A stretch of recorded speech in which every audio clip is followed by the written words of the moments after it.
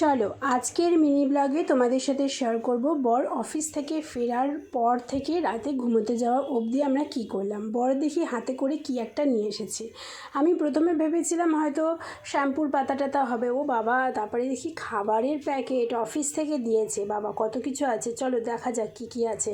Burger আছে, খাস্তা কচুরি আছে, পান্তুয়া আছে, কচুরি আছে, আলুর দম আছে, ভেজিটেবল চপ আছে, অনেক কিছু আছে।